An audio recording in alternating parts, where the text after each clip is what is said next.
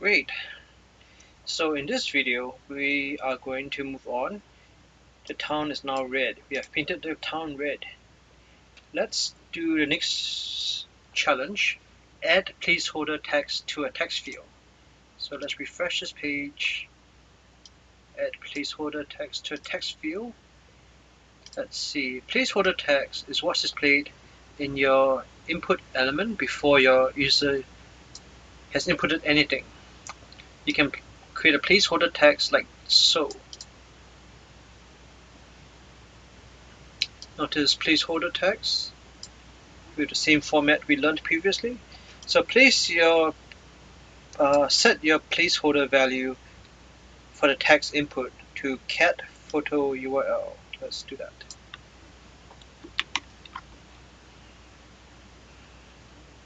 Notice we're going to put it in the input text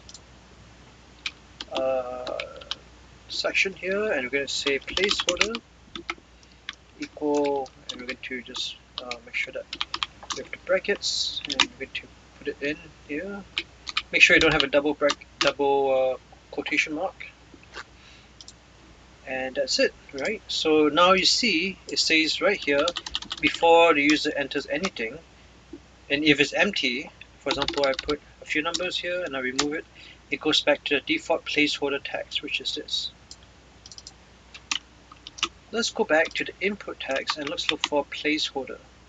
Labels and placeholders. We see that the label placeholder attribute allows you to specify the text that appears in the input elements content area itself when empty. Like I said, when you empty it, it goes back to the default placeholder text. It is intended to be used to show an example input rather than an explanation or prompt, but tends to be badly misused.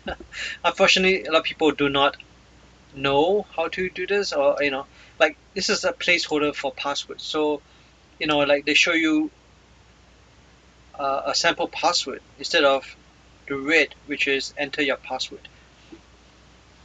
So the first one uses the password string migrate password, demonstrating what a password might look like. And no, it's not really a great password. Okay. The second one uses a prompt string, such as saying that the second one using a prompt string enter your password as a placeholder. The first and most obvious problem when doing this is assume that the user types their first character, they no longer have a prompt explaining what the text field is for. This is why instead we use the label element, which we're going to learn afterwards, to label that. So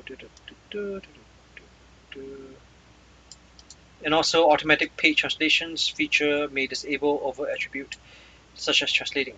So yeah, we should instead do this, right? Enter your password above and then an example of the password in green, like we have up there, right?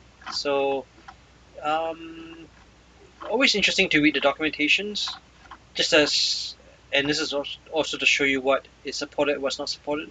Like we talked about yesterday, date time local may not be supported. Email is not always supported. File is not always supported. Hidden is always supported. See, it's all green across, except for the last one, which is Samsung Internet, which apparently is a question mark for everything. And then obviously type weak, type URL. Type URL is supported across except Samsung Internet. Text is supported. Tel as in telephone number is supported. Submit is supported except for Tel is not supported for